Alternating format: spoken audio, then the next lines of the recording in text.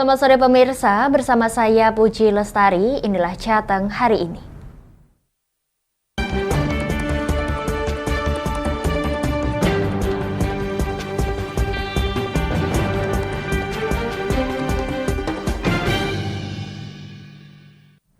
Pemirsa, warga Kecamatan Lasem, Kabupaten Rembang dihebohkan dengan teror penampakan pocong. Peristiwa tersebut terjadi di Dukuh Keranggan, Desa Sumber Girang, dan Dukuh Demungan, Desa Jolotundo.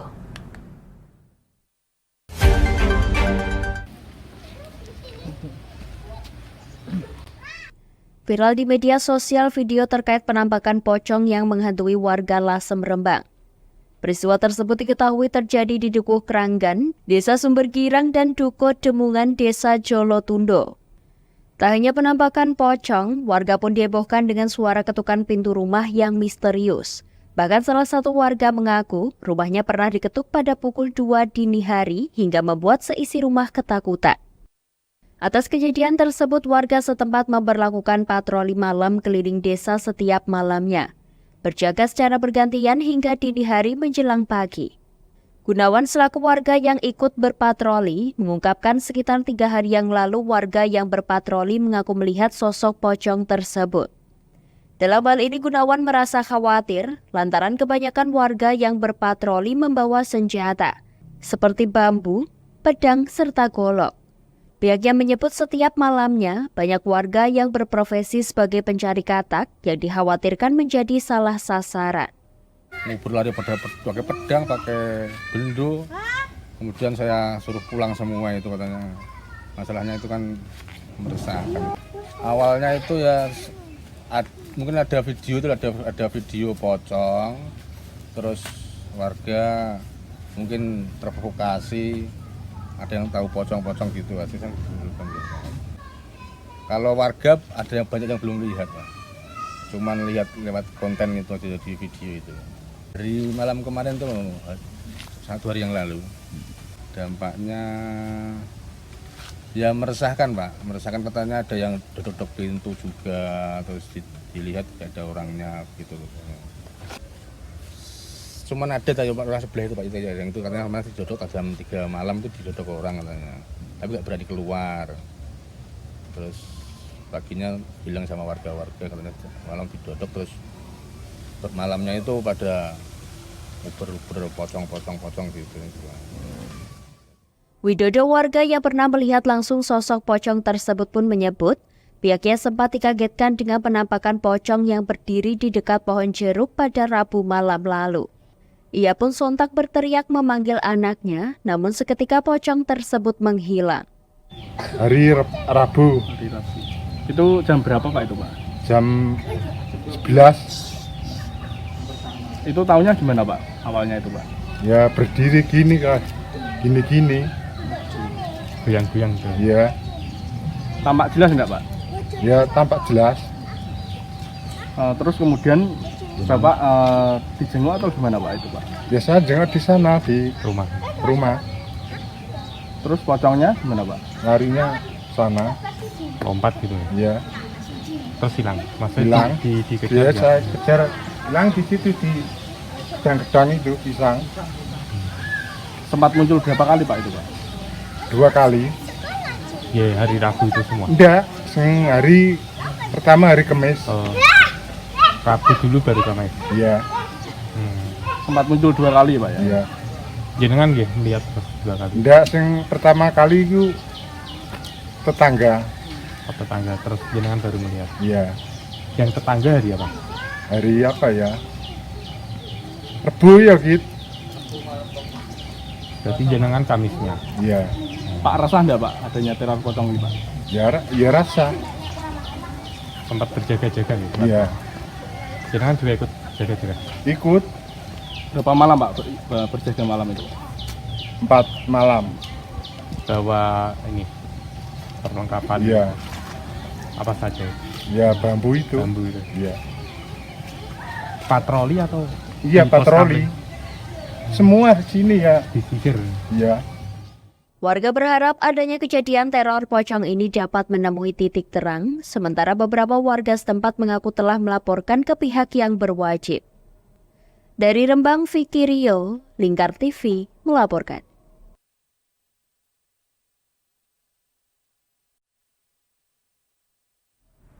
Pemirsa, seorang selebgram di kota Semarang menjadi korban percobaan pencurian yang dilakukan oleh tetangganya sendiri. Pelaku yang berhasil ditangkap nekat melakukan aksinya lantaran terlilit hutang setelah usahanya bangkrut.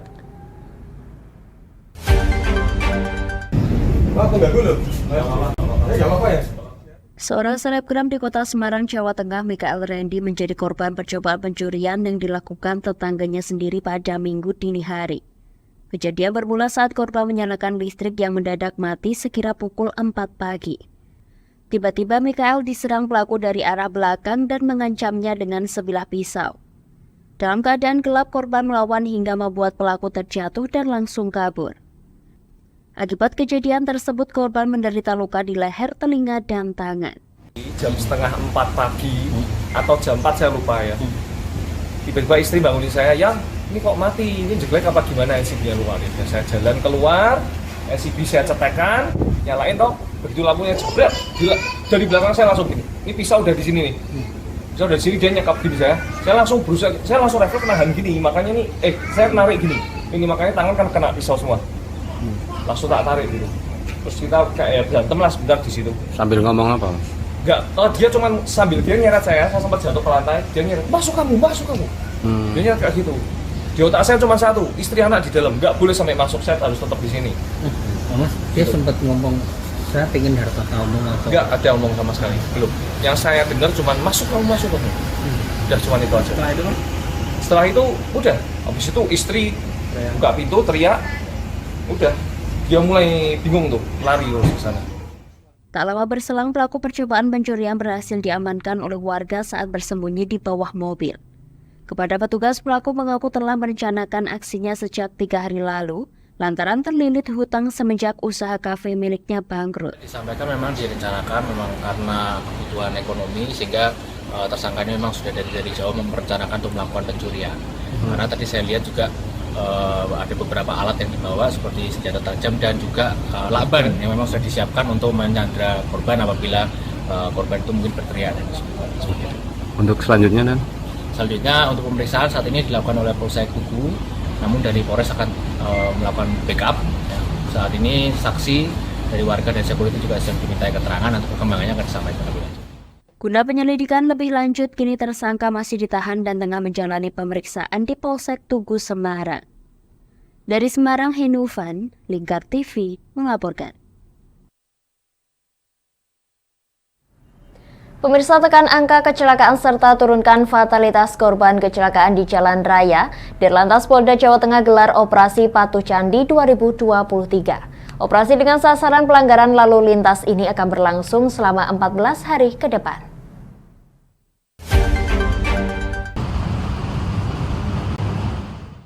Operasi Patuh Candi 2023 digelar bersama jajaran TNI yang menitik beratkan pada penurunan angka fasilitas korban kecelakaan serta pelanggaran lalu lintas. Dirlantas Polda Jateng juga akan melakukan upaya preventif dengan mengedepankan penindakan melalui ETLE. Namun untuk bentuk pelanggaran yang dinilai membahayakan orang lain, yakni melanggar arus lalu lintas maupun pelanggaran berat lainnya di jalan raya, Dirlantas akan menerjunkan petugas gabungan dari TNI, Polri, serta Dinas Perhubungan.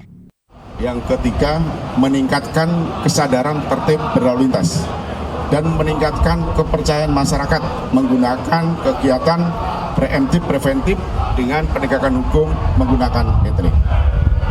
Oleh sebab itu kami mengharapkan pada saat operasi patuh nanti berdampak kepada kepercayaan masyarakat tentang tertib dan patuh berlalu lintas, dan tentunya nanti akan mengurangi angka fatalitas korban kecelakaan.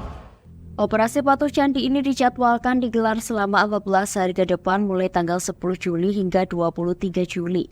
Dari kegiatan ini diharapkan masyarakat dapat mematuhi peraturan lalu lintas sehingga dapat mengurangi angka kecelakaan di jalan raya. Dalam hal ini, Dirlantas Polda Jawa Tengah akan melakukan upaya tindakan preventif dengan mengedepankan ETLE atau tilang elektronik. Hal ini dilakukan sebagai upaya untuk memberikan edukasi kepada masyarakat dalam berlalu lintas di jalan raya. Dari Semarang, Hinduvan, Lingkar TV melaporkan.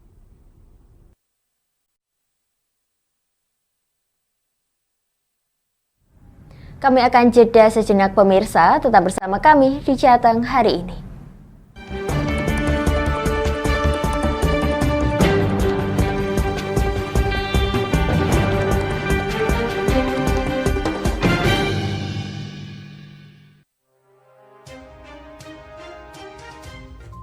Inilah ketiga anggota komplotan pencuri spesialis pecah kaca mobil setelah melakukan penggelapan 20 sepeda motor dan 2 unit mobil dengan modus retal. Merangkum semua peristiwa sebagai berita yang penuh fakta. Bersama Puji Lestari, saksikan Jateng hari ini setiap Senin hingga Sabtu jam 4 sore hanya di Lingkar TV.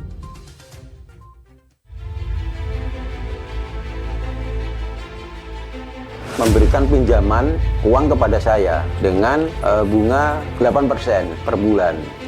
Membedah opini narasumber, menggali lebih dalam untuk mendapatkan perspektif baru yang lebih faktual. Masalahnya, nota perbaikan kapal itu semua ada di saya.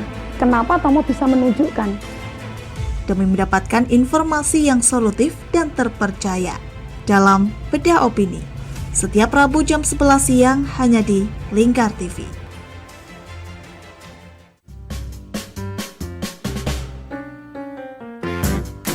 Mari pilih motif batik yang kamu suka di Batik Yuliati Warno.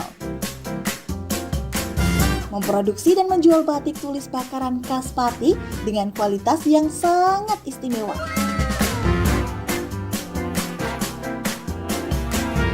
Cocok buat oleh-oleh, seserahan, bahkan untuk baju nikahan loh. Menyediakan berbagai motif mulai dari batik klasik sampai batik modern. Ayo borong segera Batik Yuliati Warno. Anda bisa melihat proses produksi batik secara langsung di rumah produksi kami loh. Alamatnya ada di Desa Langenharjo, RT 7 RW 3, Jalan Juwana Tayu, Kilometer 3, Kecamatan Juwana, Kabupaten Pati, Jawa Tengah. Atau Anda bisa menghubungi nomor telepon kami di 081 326 693 300. Ayo datang dan pilih motifmu segera.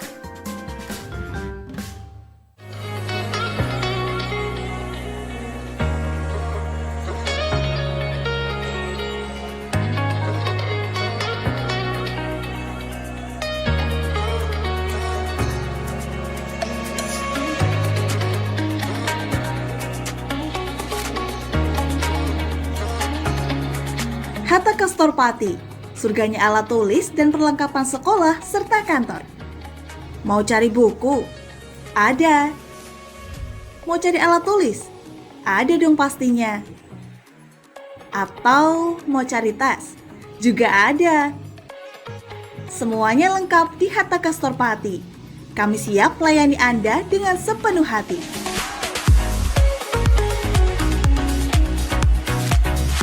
Alamat kami ada di Jalan Pemuda nomor 204, Kabupaten Pati. Buka dari jam 8 pagi sampai jam setengah 9 malam. Anda mau cari kami di e-commerce? Juga tersedia. Atau Anda bisa mengunjungi Instagram dan TikTok kami di @hataka.official. Ayo, tunggu apa lagi?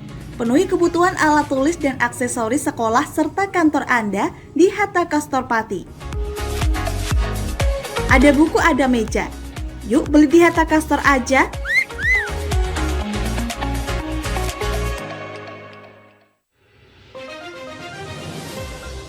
Modus kedua pelaku ini berpura-pura kehabisan bahan bakar kendaraan. Setelah pelaku dibantu, mereka kemudian melakukan kekerasan dan mengambil paksa sepeda motor korban. Saat tiba di lapangan terbang Okbab, rombongan langsung dihadang 5 orang yang mengaku sebagai anggota KKB. Yakni melakukan bujuk rayu kepada korban yang merupakan santriwati pada momen kegiatan belajar mengajar khusus. Menyajikan informasi-informasi hangat dan terpercaya bersama Kabar Indonesia setiap Senin hingga Sabtu jam 7 pagi hanya di Lingkar TV.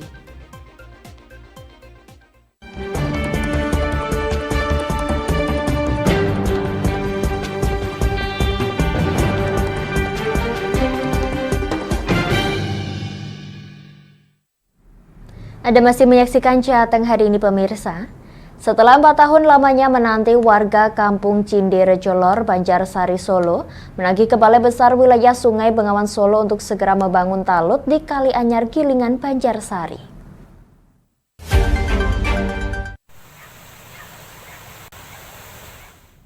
Sudah sekitar 4 tahun lamanya warga di kampung Cinderejo Lor RT 1 RW 5, Gilingan, Banjarsari, Solo menanti Balai Besar Wilayah Sungai Bengawan Solo untuk merealisasikan janjinya membangun talut di Kali Anyar.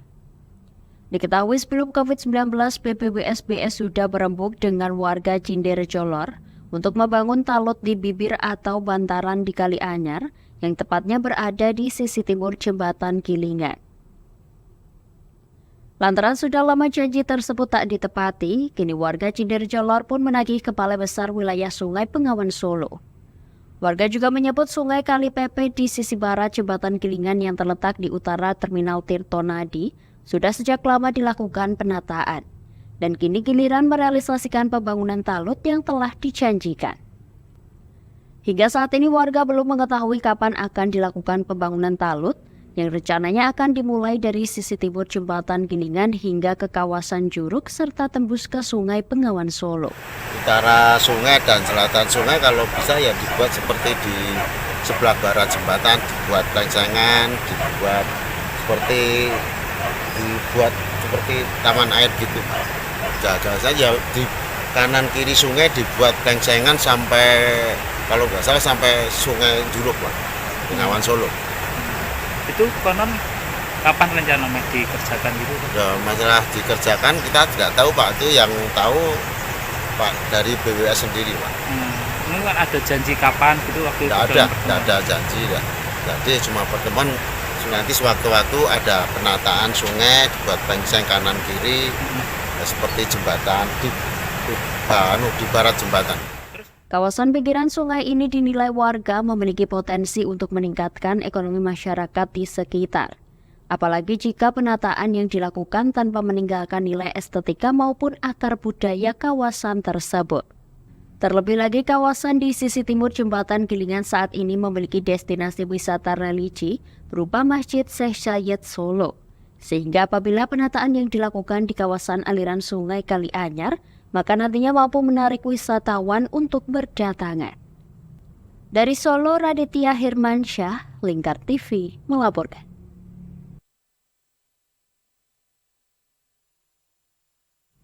Pemirsa, 15 kecamatan di Rembang terancam diguncang gempa lantaran faktor kembali aktifnya sesar pati. Hal ini disinyalir lantaran faktor gempa Tuban pada 14 April 2023 lalu.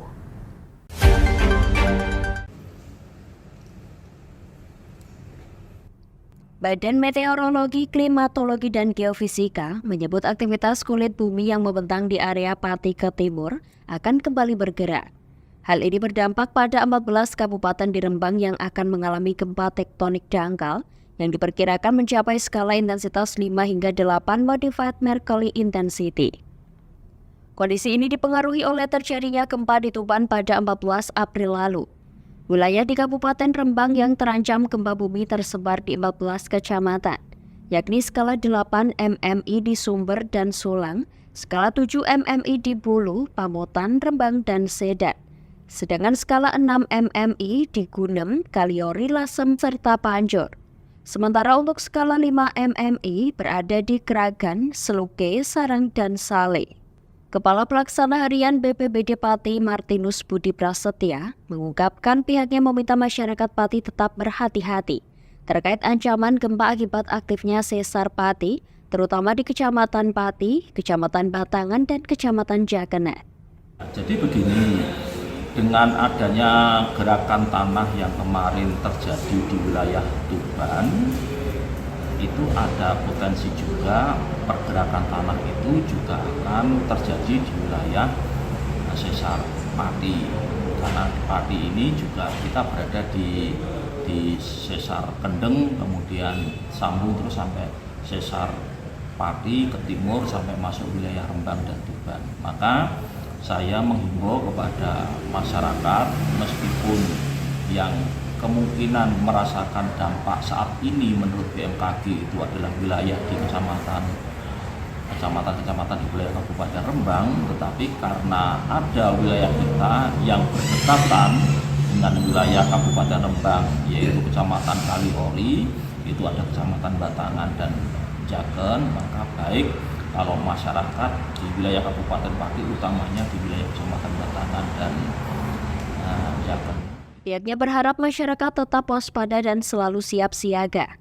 Pihaknya hingga kini akan berusaha melakukan pemantauan dan selalu mencari informasi di BMKG terkait perkembangan sesar Pati. Dari Pati, Mutia Parasti, Lingkar TV melaporkan. Pemirsa, perangkat desa Pakis Kecamatan Tayu Kabupaten Pati mendatangi BPN Pati untuk meminta kejelasan terkait 14 bidang tanah yang hendak mengikuti program pendaftaran tanah sistematis lengkap atau PTSL tahun 2020, namun program tersebut telah terlaksana. Dalam momentum ini Komisi 2 DPR RI turut mendampingi perangkat desa sekaligus melakukan pengawasan di BPN Pati.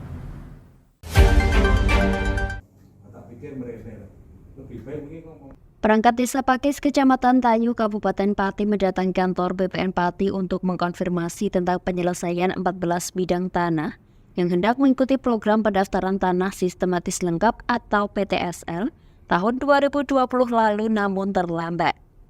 Dikarenakan program tersebut telah ditutup, perwakilan perangkat Desa Pakis direkomendasikan untuk mengikuti pelayanan rutin yang disediakan oleh BPN Pati, yakni pelayanan loket yang telah disediakan. Nita Maria selaku perangkat Desa Pakis menuturkan, pada tahun 2020 lalu terdapat program PTSL. Namun terdapat 14 orang yang tidak mengikuti program ini dikarenakan pembatasan kuota. Pihaknya pun direkomendasikan untuk menggunakan layanan rutin di BPN, namun hingga 3 tahun belum ada perkembangan. Terdata hingga bulan Juni baru terdapat 1 berkas yang tuntas. Dari pemerintah Desa Pakis datang ke BPN ini dalam rangka mengkonfirmasi tentang penyelesaian sertifikat dari dulu kan awalnya itu program PTSL, cuma dari PTSL dulu ada pembatasan kuota, terus sisa dari pembatasan kuota itu sebanyak 14 orang yang tidak ikut PTSL, terus dari panitia mendaftarkan sertifikat ini lewat rutin, jadi pendaftaran rutin. Cuman seiring berjalannya waktu sudah kurang lebih 3 tahun belum ada perkembangan. Pihaknya bersama perangkat Desa Pakis akan terus berkomunikasi dengan pihak BPN terkait 14 berkas tersebut. Pihaknya berharap ke depan dapat sesegera mungkin tuntas. Lantaran dari warga yang bersangkutan pun sudah menanyakan.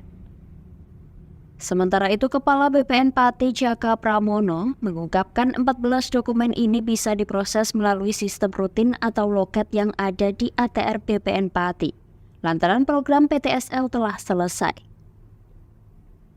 Kendati demikian, pihaknya pun meminta perangkat desa untuk menuntaskan data fisik dan data yuridisnya, supaya ke depan dapat dilakukan pengecekan oleh tim peneliti dan petugas ukur. Loket pendaftaran yang ada di kantor kami normatif sesuai dengan SPOP tentu kita akan selesaikan. Kalau sudah didaftar tentu nanti SOP kita sebenarnya 98 hari itu. Tapi ya kalau memang bisa cepat nanti dalam proses pengukurannya, kemudian pengumumannya jelas regulasinya. Kalau melalui PTSL itu regulasi pengumuman hanya 14 hari, tetapi kalau melalui rutin ini 1 bulan. Tentu ini memakan waktu untuk proses penyelesaian. Jadi ini kita klarifikasi untuk pembetulannya. Tentu dari desa juga mohon bantuannya ya. Dari desa Pak Bu Carik dan teman-teman perangkat desa, clearkan dululah data fisik dan data yuridisnya. Kalau ternyata setelah diteliti oleh tim peneliti dan juga Satgas atau teman petugas ukur ternyata sudah ada sertifikat, ya tentu yang sudah ada sertifikat nggak mungkin diterbitkan sertifikat lagi di atas sertifikat. Ini harus dikembalikan. Artinya apa? Saya pengen tahu yang lama dan yang sertifikat yang ini dasar penguasaannya apa. Diteliti lebih lanjut lah ya. Tapi nggak mungkin kita menerbitkan sertifikat di atas sertifikat. Tapi kita teliti dulu. Yang menguasai siapa, cara perolehannya apa, begitu juga sertifikat yang lama. Kalau memang ada betul, kita masih teliti nih. Tentu ini pasti ada hubungan cara perolehan ini. Kalau secara fisik di lapangan ternyata clear misalnya, tetapi ada sertifikat yang lama, tentu ini harus di-clearkan dulu.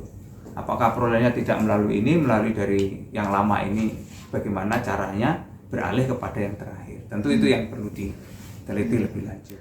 Pihaknya menambahkan, dari 14 dokumen, 11 diantaranya telah diproses, dan 3 berkas sisanya masih perlu diklasifikasi dengan pihak internal ATR BPN yang tengah bertugas di luar. Meski demikian, pelayanan pendaftaran pertama kali di ATR BPN Pati sesuai SOP memakan waktu 98 hari. Sementara itu jika balik nama hanya memakan waktu selama 5 hari. Rianta selaku Komisi 2 DPR RI yang turut mendampingi perangkat desa mengungkapkan terkait pendaftaran pertama dan dokumen yang kurang dipahami oleh pemohon sehingga proses yang berjalan di ATR BPN Pati tidak bisa berjalan dengan baik. Pihaknya pun menyoroti dalam asas-asas penyelenggaraan negara yang harus diketahui secara umum seperti asas kepastian hukum. Dalam hal ini perangkat desa Pakis belum mendapatkan kepastian lantaran administrasi yang belum lengkap. Karena itu ada asas-asas yang perlu diketahui secara umum. Yang pertama adalah asas kepastian hukum. Ya, ini kan belum ada kepastian karena apa-apa yang dipersyaratkan oleh hukum yang berkaitan dengan pendaftaran tanah ternyata masih ada kurang. Kemudian yang kedua adalah asas tertib di dalam penyelenggaraan pemerintahan negara. Tentu kalau berbicara masalah tertib itu bagaimana apa yang sudah dipersyaratkan oleh sistem itu juga harus dipenuhi. Jadi jangan sampai ada kekurangan berkas tapi dari BPN ini diminta untuk berjalan, ini nggak bisa.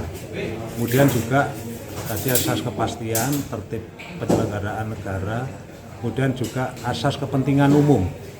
Ini menyangkut persoalan kepentingan umum, kepentingan masyarakat, di mana kebijakan pimpinan nasional BPN saat ini adalah bagaimana BPN itu bisa melayani secara cepat.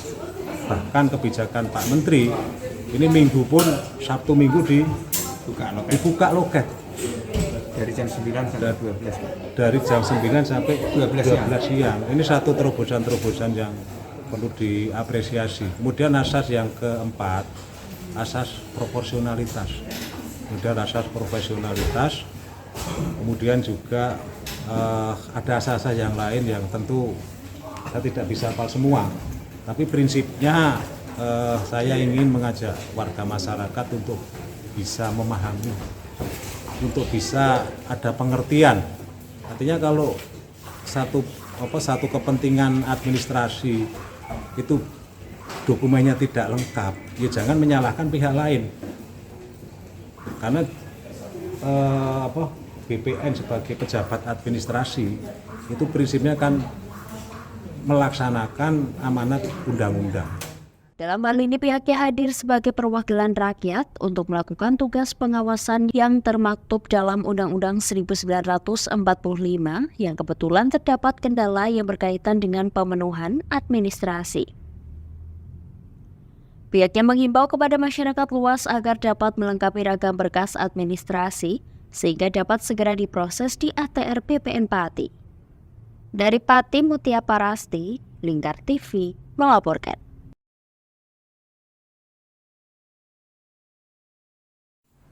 Pemirsa, 4 tahun tak kunjung ada kepastian program rehabilitasi rumah tidak layak huni atau RTLH gagasan pemerintah Provinsi Jawa Tengah pada tahun 2019 silam di Kabupaten Rembang dipertanyakan warga. Program yang menelan anggaran hingga 750 juta rupiah tersebut tak kunjung ada progres pengerjaan hingga saat ini.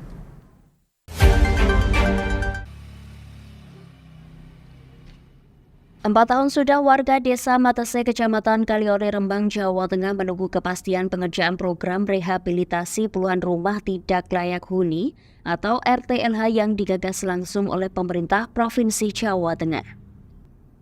Gubernur Jawa Tengah Ganjar Pranowo saat itu pun hadir dan ikut secara langsung mengawali pembangunan dengan peletakan batu pertama, saat memperingati Hari Kesetiakawanan Nasional atau HKSN pada Desember tahun 2019 silam. Namun hingga tahun 2023 ini tak satupun RTLH yang dibiayai dari CSR Bank Jateng itu rampung dikerjakan. Total terdapat 50 unit rumah warga yang terpilih mendapatkan program RTLH tersebut, yang masing-masing rumah warga mendapatkan alokasi anggaran sebesar 15 juta rupiah dari total anggaran yang dikucurkan mencapai 750 juta rupiah yang bersumber dari CSR Bank Jateng. Arif Sunardi, salah satu warga yang mendapatkan bantuan program RTLH, pun mengaku kecewa atas ketidakjelasan pelaksanaan program RTLH yang digagas Pemprov Jateng pada tahun 2019 hingga saat ini.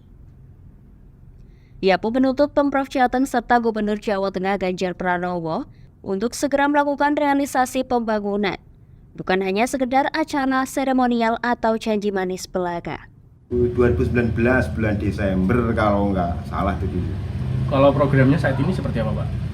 Sudah terrealisasi belum, Pak? Untuk dulu satu sudah pernah ya, untuk peletakan batu pertama oleh Pak Ganjar itu dulu pernah sekali waktu Pak Ganjar kesini. Cuma setelah itu nggak ada konfirmasi lagi, nggak ada apa ya, tidak lanjut nggak ada. Kalau nggak salah dulu itu ada 15 juta per orang dengan jumlah 50 rumah. Sempat ditanyakan enggak, Pak, kejelasannya, Pak?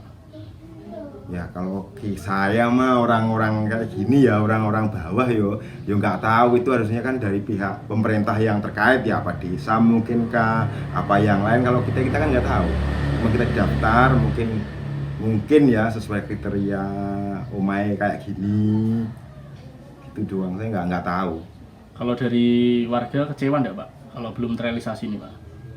Ya dibilang kecewa ya kecewa, cuman dulu itu kan katanya kan habis itu ada corona, ya udahlah mungkin akan ada pandemik, mungkin ya kita sadar diri. Cuman setelah pandemik pun kok juga nggak ada kabar, nggak ada berita, nggak ada penjelasan, dan juga saya nggak tahu juga sih. Ya mungkin ya kalau bisa ya ditepati janjinya, jangan cuma di PHP-in lah. Kalau orang-orang sekarang ya di PHP-in, nggak dikasih janji-janji manis tok, habis itu nggak ada gitu. Tak hanya dialami Arif Sunardi, hal serupa juga dialami Muhammad Hashim. Dirinya juga telah terdaftar dalam program RTLH yang digagas Pemprov Jateng tersebut. Ia kecewa lantaran program RTLH yang digagas Pemprov Jateng pada tahun 2019 hingga saat ini tak ada realisasi. 2019, ya 2019. Pak, saat ini sudah terrealisasi belum, Pak? Belum sama sekali. Ketidakrealisasian ini kecewa enggak, Pak? Ya kecewa ya sedikit kecewa lah. Dijanjikan sampai sekarang belum terrealisasi. Pak, harapannya Bapak sendiri seperti apa, Pak?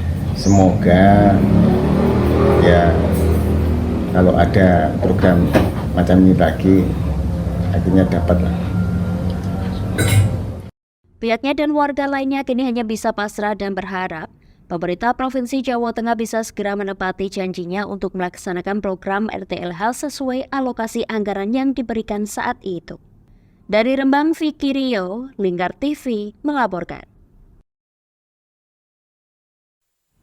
Pemirsa, usai mendapat dukungan dari PJ Bupati Pati Henggar Budi Anggoro, warga kian antusias menyukseskan gelaran kirap napak tilas Ki Ageng Penjawi Kebangkitan Pati. Hal itu tampak dari banyaknya warga yang ikut serta dalam rapat pematangan rencana kirap di halaman makam Ki Ageng Penjawi di Dusun Kaborongan, Kelurahan Patilor, Pati pada Minggu malam 9 Juli kemarin.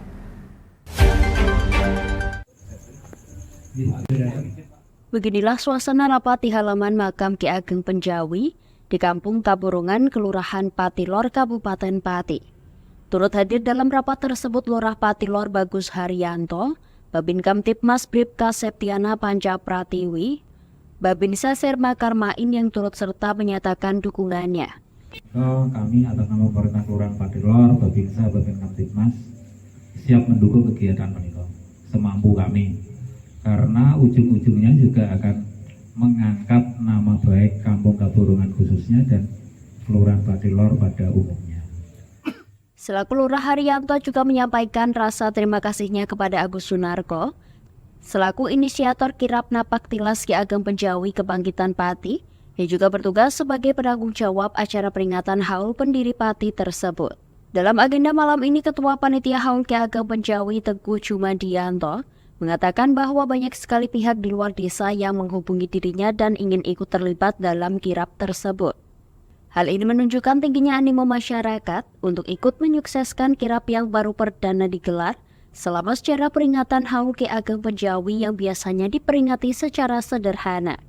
Menanggapi hal tersebut, penanggung jawab acara napak tilas Ki Ageng Penjawi Kebangkitan Pati, Agus Sunarko mengatakan selama panitia niatnya lurus untuk kemaslahatan, pasti banyak pihak yang akan mendukung. Untuk itu, Aksun yang juga menjabat Komisaris Utama Lingkar Media Group tak ragu-ragu untuk mengawali dalam menunjukkan dukungan, baik secara moral maupun material. Saya yakin Pak, kalau dengan niatnya lurus untuk kemaslahatan ya pasti banyak mendukung. Tak coba saya yang ngawali dulu. Ini lebih dari kita uji coba Pak. Mudah-mudahan apa yang saya lakukan ini bisa memberikan support kepada Pak Teguh untuk semaksimal mungkin. Yang kedua, Haul Mbah Ki Ageng Penjawi ini kemarin memang ada masukan dari kami, kalau memang ingin dimeriahkan ya jangan tanggung-tanggung. Toh pada akhirnya dengan waktu yang sangat mepet ini hasilnya seperti itu, yaitu sudah qadarullah. Yang penting kita sudah maksimal. Dan saya kemarin sampaikan dengan Pak Teguh, yang penting kita berbagi tugas, saya yang eksternal, Pak Teguh yang internal. Dalam arti kondisi masyarakat sini harus kondusif dulu. Rencana kirap tersebut akan berisi iring-iringan mulai dari kereta kencana, mobil jeep, diiringi pick up untuk warga dan gunungan hasil bumi yang akan dikirap dari makam Ki Ageng Penjawi hingga masuk Pendopo Pati pada tanggal 23 Juli 2023 mendatang. Dari Pati, Nailin RA, Lingkar TV melaporkan. Pemirsa, panitia lomba video bertemakan pengibaran bendera merah putih di hari lahir Pancasila telah menetapkan juaranya. Dari belasan video yang diterima, panitia lomba akhirnya menetapkan 3 juara dan 1 juara favorit.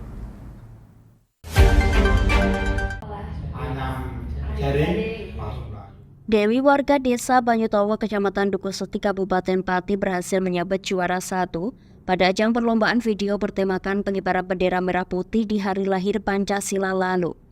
Mengaku pembuatan videonya tersebut terinspirasi dari pembacaan ikrar kebangsaan yang dibacakan Camat Dukuseti Agus Sunarko yang bertepatan pada upacara di hari lahir Pancasila 1 Juni 2023 lalu.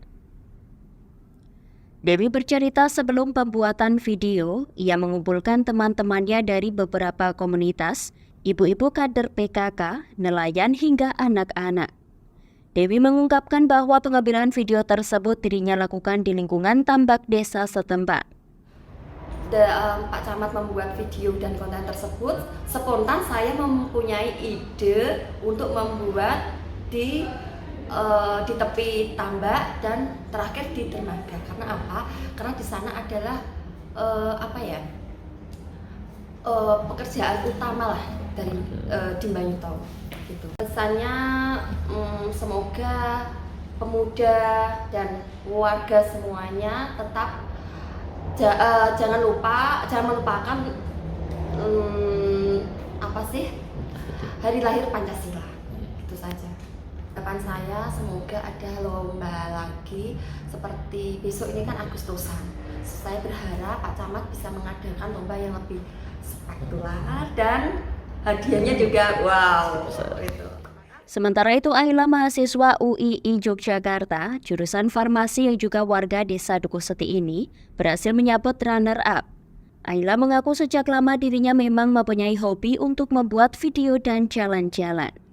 Pertama itu nggak karena menang ya, tapi karena emang itu hobi saya, healing tadi. Nah, hobi saya selain healing juga ingin membuat video-video. Awalnya saya tidak mengira kalau menang ya, tapi karena itu dilatar belakangi karena hobi saya, terus suka untuk ngedit video simpel-simpel, jadi apa salahnya sih join gitu. siapa tahu beruntung, dan akhirnya juga beruntung. Kemarin tema apa yang diangkat? Untuk temanya dari Pak Camat sendiri kan sesuai dengan hari kelahiran Pancasila. Nah, untuk tema saya sendiri tuh belum jelas, tapi intinya saya itu bertujuan ingin memperlihatkan kepada para pemuda bahwa di sini untuknya di lingkungan kita sendiri tuh banyak pemandangan-pemandangan yang indah, contohnya di Undak Malu tadi. Nah, dengan itu kita itu akan lebih bersyukur kepada Allah untuk lebih menikmati pemandangan yang diciptakan Allah sendiri, biar kita itu lebih menjadi hamba yang bersyukur lagi. Sementara itu, Camat Dukuh Seti Agus Sunarko mengapresiasi para peserta yang telah meramaikan lomba di hari lahir Pancasila ini. Dengan berbagai video yang masuk ke panitia, membuktikan bahwa dari berbagai latar belakang tema dapat masuk dalam kategori tema merah putih, baik dari tema healing merah putih, pluralisme hingga tema nasionalisme. Dari kesemuanya pemenang tadi ada nilai-nilai yang ternyata bisa kita ambil hikmahnya dan bisa disampaikan kepada masyarakat semuanya. Yang satu adalah nilai-nilai pluralisme, nilai-nilai pemberdayaan ekonomi. Ini yang juara satu, di mana masyarakat, pelajar, kemudian bergabung dengan pemerintahnya bersama-sama menggaungkan merah putih, sangsaka merah putih, kemudian ada kebersamaan, ada keceriaannya, dan semuanya kompak, solid. Nah, ini yang kita jadikan juara satu, karena ada spirit rakyatnya kepen pejabatnya kajen di situ. Yang kedua adalah dari adik-adik yang saat ini sedang sudah lulus MA, kemudian melanjutkan ke perguruan tinggi, ada sisi healingnya, healing untuk berpergian, ternyata tidak juga melupakan arti merah putih.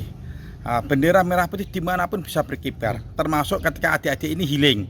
Nah, ini luar biasa, ada keceriaan, ada semangat, optimisme bahwa merah putih dimanapun melekat di dada. Yang ketiga, yang juara ketiga itu adalah dari sisi nilai-nilai nasionalismenya juga dapat itu. Dari sisi nilai historinya dapat, dia memilih Kemiri yang dianggap sebagai awal berdirinya pesantren ke Pati. Ini juga ada nilai historisnya. Nah, ini kesemuanya ini luar biasa. Yang terakhir adalah yang terbaik inovasi, ini luar biasa karena Mak Lampir ikut pengibaran bendera merah putih yang ada di Kecamatan Dukuh Seti. Nah, dalam video itu Dukuh Seti dipelesetkan menjadi Kecamatan Dukuh Sakti. Ini luar biasa ini. Mak Lampir ini juga ternyata ikut tertarik dalam pengibaran bendera merah putih.